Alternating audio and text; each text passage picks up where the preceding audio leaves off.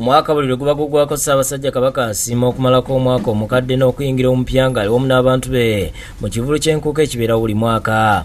Omwaka guno omukolo guteekateekeddwa Abaluba Events, Abitex Promotions nga bali wamu n'abateesiteesi abalala. Akulira Luba Events Moses Rubulu ategeeza nti enkuuka y'omwaka guno bagiteeseteese mu ngeri ya njawulo.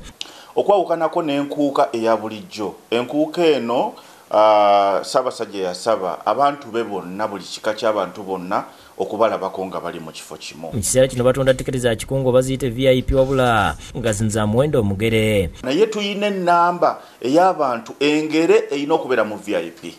Kati tiketi za VIP ziri ku sale era ng'omuntu osobola okutukubira ne bakuletera tiketi zonna mu bungi bw'oyagala. Bano okutunda tiketi basookedde ku Digit Vehicle Tracking Limited abakola obuuma obulondoola ebidduka ekisaasi abakulembeddwa Musagala Mustafa nga baguze tiketi za kadde kalamba. Okubanga muwagidde enkuuka Jubileo tiketi za mwezi zino tuzidelivalinze eza table number million number. Tumaleko omwaka ne Ssaabasajja Kabaka wa Buganda nga tuli ffenna era nkubiriza amakampuni gonna okubeera nga nabo beegatta ku Digit Vehicle Tracking. Beeyongedde na mulongo ku ssomero lya Ubuntu Hill School nga bakulembeddwa mu Hajati Hajala Nakabugo n'agula tiketi za kadde kalamba. Wagira tiketi za mwezi zino eza table number ez'akakadde.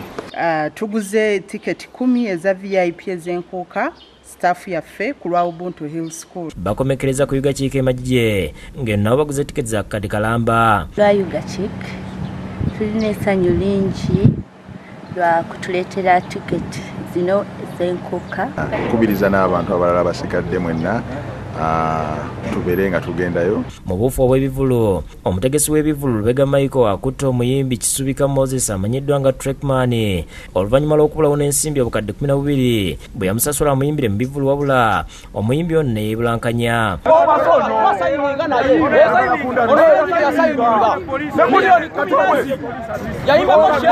Ebivulu ono yaliwo twazima mu kashi ezo.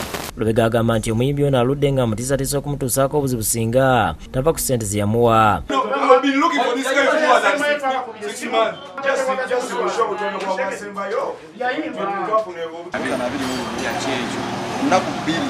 Trekman atwaliddwa ku poliisi eBulenga ng'eno gy'akkiririza okusasulako ku ssente ezibadde zimubanjibwa. Ebintu ebisinga byonna mbikoze lwakuba nti muyimbi kati nze mulina era mbawaddeko miliyoni 4 mu cash.